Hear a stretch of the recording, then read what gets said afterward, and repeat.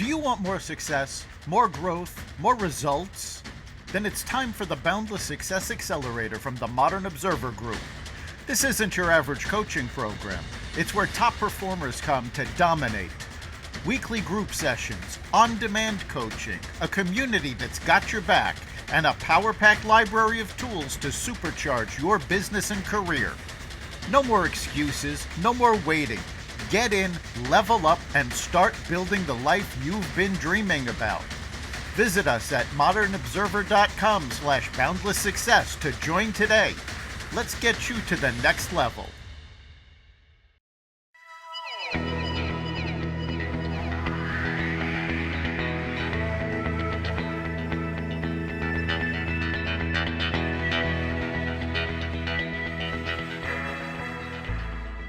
Hello, and welcome to the Success Showcase, the podcast that helps you succeed in your business, career, and life.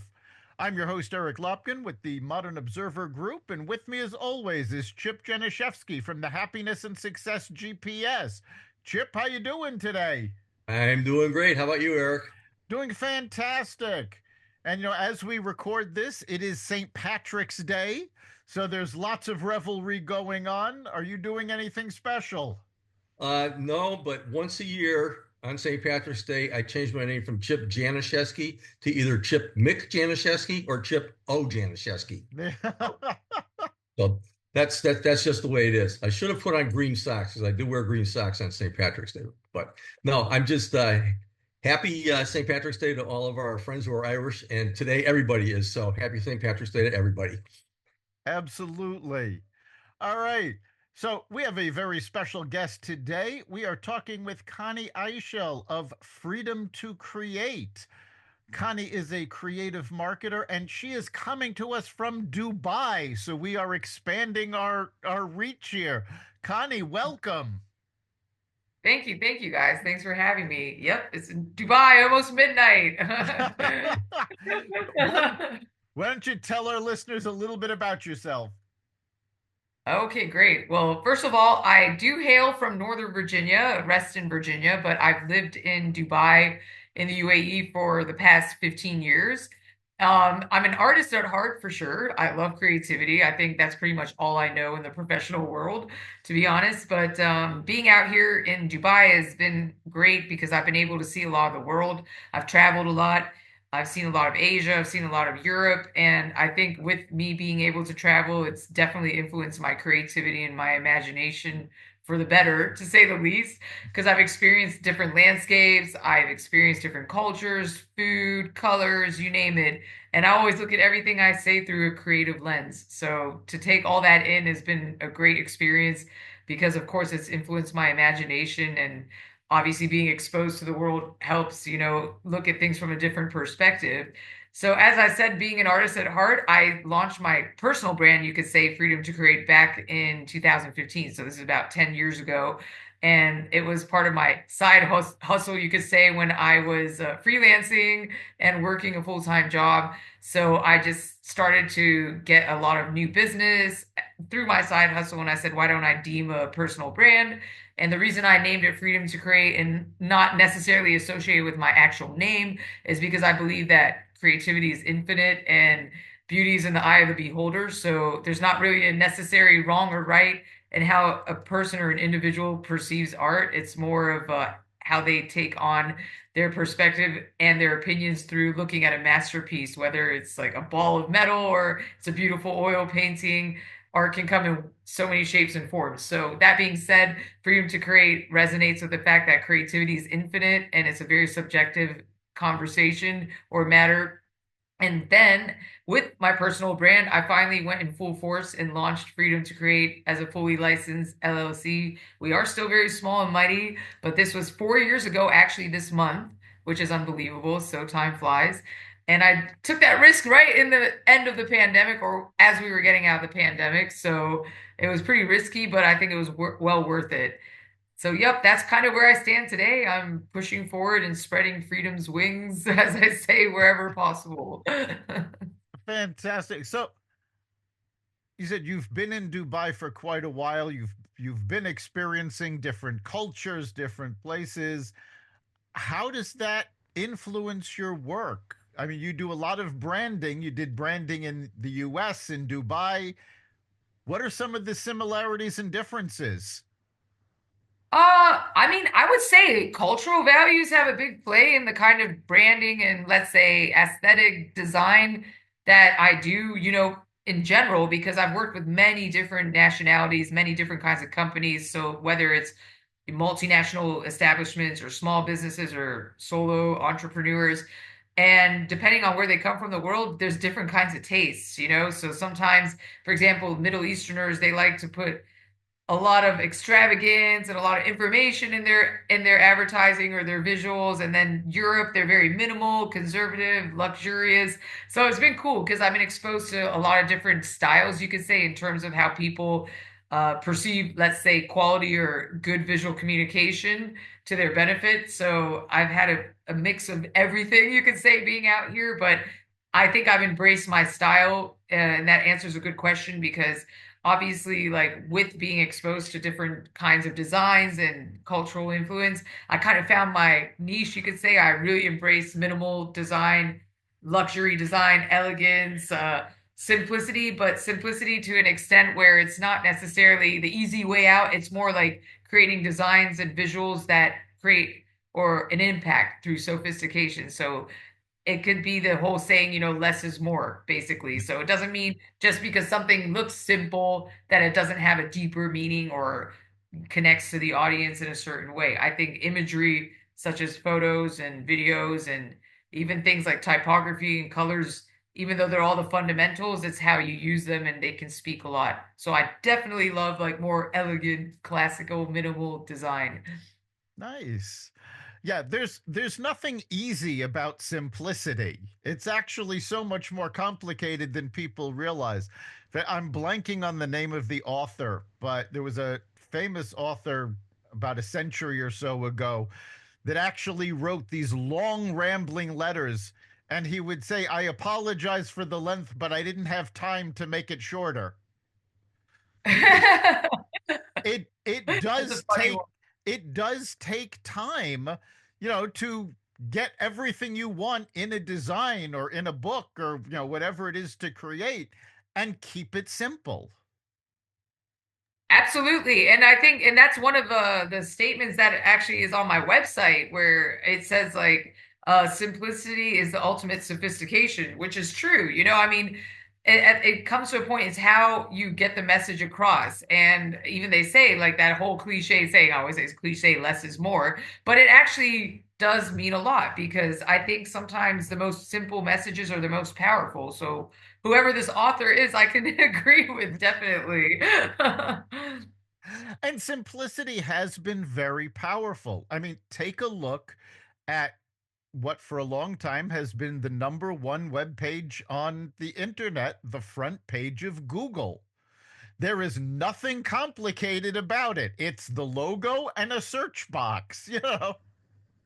Absolutely. And it's funny because people get drawn into that. And it's almost like protocol in daily life. I mean, professional life is like be on the first page of Google. And it's just like innate in people to be able to do that and achieve that. So, absolutely. And it's a simple thing, like you said. Yes. So, how did you get into design in the first place? Actually, when I was, well, I say when I was very young, I'm not super old, hopefully, but like I always illustrated since I was really, really young, like in elementary school. I mean, I would always pick up a pencil, paintbrush, and illustrate. And I think even my mom just kind of knew, like, she definitely is going down the creative route. And then when I was in junior high, I did some art competitions, and I won a couple of them. And basically after that, I started oil painting when I was just getting into university. So did a lot of like freehand in terms of sketching and painting and graphite pencil, charcoal drawings. Because when I was in school, like in university, it was the early 2000s. So back then, it wasn't only like mostly computerized, it was a lot of using your hands and the old school methods, which is great because I've seen the best of both worlds.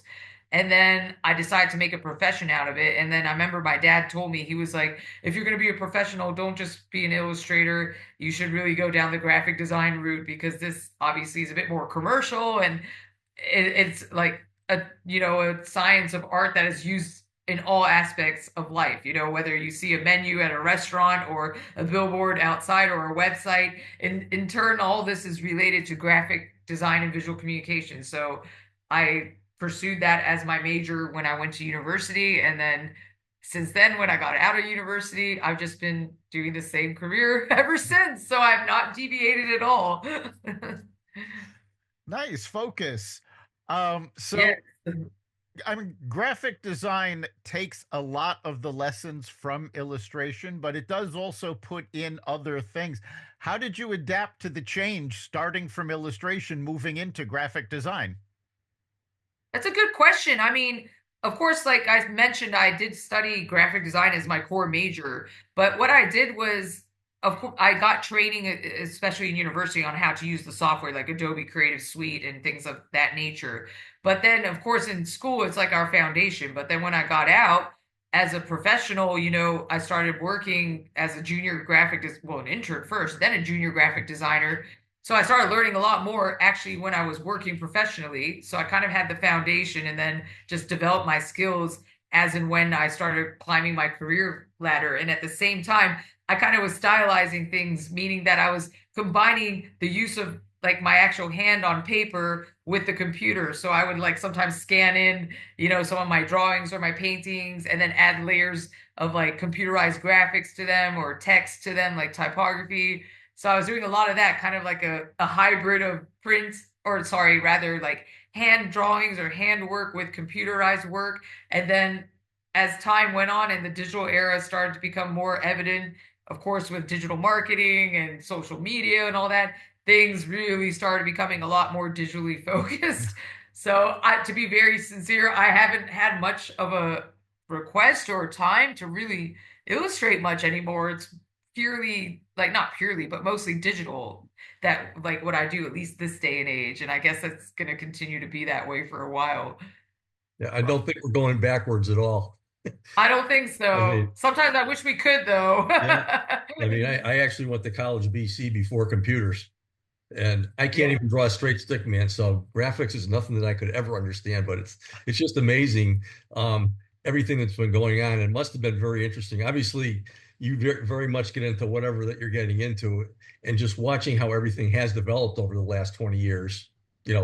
It's more so than the history of time as far as technology and all that stuff. So it's just incredible, and to harness it the way that you have. I mean, I'm looking at your logo there and the sailboat in the background and the freedom and so on and so forth. And you know, you talk about simplicity and freedom to create. I mean, they're all right there. And I love your comment on your web page saying that making an impact with simplicity yet sophistication. And it says if you look back at your memories, you'll see that the most impactful moments are the simplest of gestures.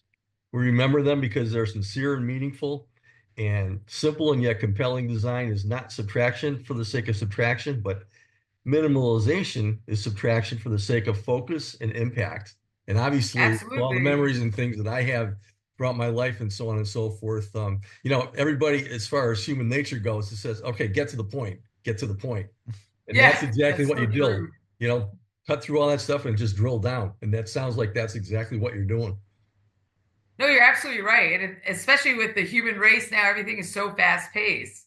So as you said, it's kind of like just be straight and narrow, get to the point. And that's even with human attention span nowadays, especially with the digital era, people's attention spans are like a fraction of what they were maybe 15, 20 Yeah, years ago. absolutely. It's like, So, well, what was that? There you go. yep. That, You have to put it away, and the minute it flashes up or something, oh, well, yeah, like you said, you get distracted easily. So we have to hit it where it counts, definitely. yeah. So when you're working with simplicity, your key is really bringing out the core message of whatever it is your client wants to express. Do you have a particular process for getting to that message, or does it vary by client? That's a very good question. And actually, you're not the first person who's asked, but to be honest, it's because like some don't even ask this question. And what we generally do is create something called mood boards. So let's say, for example, a client approaches us and says, hey, I'm looking to do a logo design for, let's say, an upscale steakhouse, for example. So then we will ask certain questions. Like I have always a protocol, like a brand questionnaire, for example, taking some information from my questionnaire. And before we even go into the design phase, we tend to do something called mood boards where we'll do research online and take visuals of like maybe existing brand identities, ambience, images, colors, you name it, like to kind of create like a collage of a style and a look and feel. And we normally give 2 to 3 directions, and based on like one of the directions that the client might choose, then that's when we will then go into the actual design phase where we start from scratch and build like the logo identity and everything after we dictate a direction. Because what happens is sometimes if we go and decide, hey, let's just throw arrows in the dark and start designing a concept or a logo or what have you, sometimes like if we don't build that foundation in the beginning, we might be going in the wrong direction. So yeah, I always am a firm believer of mood boards for sure, because it's kind of giving a direction and at the same time you can like collect all the inspiration. Fantastic. Yeah. So, I mean, I've never actually heard of a mood board before. Can you describe to our listeners what it is? Absolutely. So as mentioned, yeah, it's pretty much a collage of imagery or images that will visually dictate kind of the inspiration that we have in terms of the style, let's say, of the design. So let's say, for example, if we're doing a branding exercise, like creating a new logo from scratch, and then obviously the collateral to follow later on. There's so many different styles. So you might have logo designs that are really funky, like for like skateboard brands or something, and then maybe you have very classical minimal logos that are for like luxury brands, like, luxury hotels or, jewelry brands or something. And maybe you have homegrown brands that have a bit of personality. So again, like basically what the mood board is collecting a bunch of visuals in terms of images and drawings and existing logos, for example, that show kind of the style, overall style and direction of how we're going to design that particular brand. So if it's funky, if it's, luxurious, if it's minimal, if it's modern. So these mood boards will like visually dictate that style. And then of course we'll put in keywords and things like that just to support the images that are put into the collage, and then yeah, it goes from there basically. So it really is an exploration of how that brand is going to communicate, both visually and in language, because you said there's also keywords there. Absolutely, yes. I mean, keywords in this instance would be to support the mood board. So Right. we might say something like vibrant, let's say, for example, saturated, ambient. These words would all be related to the actual visual aspect. But yes, you're right. Even with branding, there is the content strategy in terms of the narrative and the voice as well. So that goes hand in hand with the visuals. So obviously, like in terms of the messaging and how a brand is portrayed to the market, for example, or the target audience, each brand has its own voice, so there might be brands that are, let's say, powerful, aggressive, they have very outspoken language. There might be brands that are a bit more soft, more humble, so then their language will dictate that. So yes, that's a whole other science of branding that goes hand in hand with the visuals as well, definitely. Nice. So, have there been any particular clients that the work really appealed to you, that it just got your juices flowing? Gosh, that's a good question. I mean, I think sometimes when we have, let's say, a rebrand, it gets me kind of elevated because it's a challenge. So the brand is already existing, for example, and they're like, okay, we've been in the market, I don't know, 5, 10 years, what have you. It's time for a refresh. I like those kinds of projects because then it's like almost like, okay, we can prove to them like this is what it was before and this is what it is now, kind of like the before and after. So that always is a bit exciting because even though they might be established in terms of a brand, to elevate it and push it to like a new generation or a new level is always exciting because then you can kind of look back and be like, wow, look what they were before and look what we've achieved. And we actually had an exercise like that recently in the summer of 2024 where we revamped a brand for a corporate firm out of Switzerland. And we compared all the visuals and actually did a whole board of like the old and the new, and it was just really exciting because then we could see all the new visuals and the logo design and everything, and we were like, wow, it was like 90s and then it became like 2000s 20 something, so it was nice to see something like that be achieved. Very cool. So you mentioned earlier you're originally from the Virginia area. What took you to Dubai? Actually, my parents, my father in particular, and he comes from a completely different industry. He's in finance. So he worked in the Middle East for quite a while, for almost 2 decades, and works for some big financial firms and banks out here. So then when he was out here, I said, "Hey, why don't I try my opportunity and have a international experience?" So I came out and got a job, and I kind of been put since then. So, but now I'm honestly trying to market my business globally, which is one reason why I am networking quite actively back to the US, because at the end of the day, US is home, and now my parents are retired and I'm far away. So, I'm considering a change of scenery, but of course, keeping the roots, to my loyal clients here in the Middle East, and hoping to, of course, acquire new business relations back in the US. Nice. So what kind of opportunities have you had from traveling, to Dubai, working internationally that you don't think you would have had if you'd stayed in the US? I mean, in terms of opportunities, I think it's that international exposure, because I have traveled for work before I even started my own business. I did get to see a lot of countries when it was work related. And at that time, I was a creative director. So, of course, experiencing how different cultures work, being exposed to brands that are part of certain regions of the world that might not necessarily be in the States, so it was pretty cool to have that experience where I could work with like brands that have been like homegrown from different parts of the world, and then understand like their way of perceiving visuals and their style of communication and being a part of that journey. So I think that's been a really fantastic way of looking at things because of the international experience. So definitely that's, I think, what I would like to take back with me to the States eventually, is that I've had that international experience and that outlook on being a part of different countries in terms of their culture and how they value, let's say, today's design and marketing reach, and take that back with me eventually. Yeah, as the world gets smaller, it becomes more and more important to understand other cultures, how they communicate, other languages. I keep flashing as we're talking to an incident back in, I believe it was the 1970s, when Chevrolet decided they were going to start making cars for Mexico. And one of the cars they started with was the Chevy Nova. And they didn't change the name. And of course, in Spanish, Nova means doesn't go. So it, That's hilarious. I didn't know that yeah, actually, but that's oh, funny. I missed that one too. Nova. I got it. yes, doesn't go. Yes. So Yeah. it is Wow. important to understand different cultures and different languages. And now, Yeah. even if you're just doing business locally, you're likely to meet more and more people and do business with more and more people who are from abroad, who have different cultures, different abilities, different backgrounds. And I think that international influence really is an important thing in, what's essentially a shrinking world.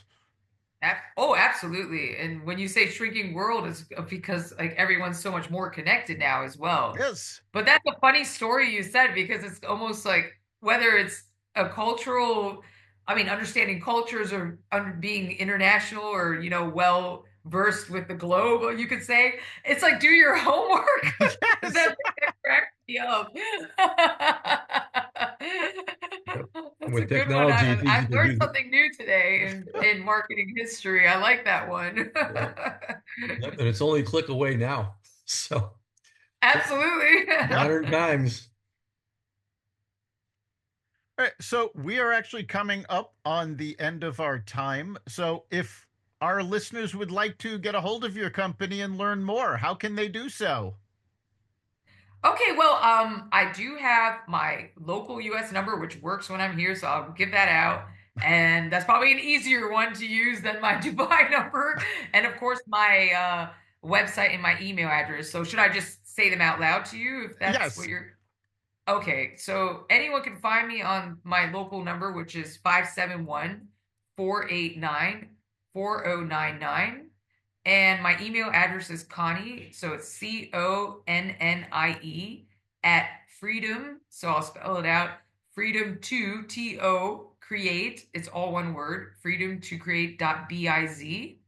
And our email, apologies, our website is www.freedomtocreate.biz, which also has a contact form on there, and it has my contact details on the website as well. Fantastic. So, Chip, what do you think is the big takeaway for our listeners this week? This has just been a totally fun, creative experience to be listening to all of this history and everything that you do, all of the talents that you have. And it's just so wonderful. And obviously, you're living the dream. So just keep on living it. I try. Yep. It doesn't come easy, but I appreciate what you said. Yep, live it. And I know it's 11 o'clock out there. So sweet dreams tonight. No, but thank you guys. I think this was well worth it. It was worth the wait to stay awake. Oh, yeah. Well, we're glad you were able to stay awake and join us today. I think for me, the big takeaway is the importance of exposing yourself to different cultures and different ideas, and how no matter what your business is, you can grow more that way than if you just shut yourself off or silo yourself into a little narrow niche. So Oh, you're absolutely right. I couldn't agree more. yeah. So thanks so much for being with us. And you've been listening to the Success Showcase. You can catch every episode at xvadio.com, the Apple Podcasts app, YouTube, Rumble, Spotify, iHeartRadio, Audible, Amazon Music, and wherever you find podcasts. Remember, make this your best week ever and make next week even better. We'll see you then.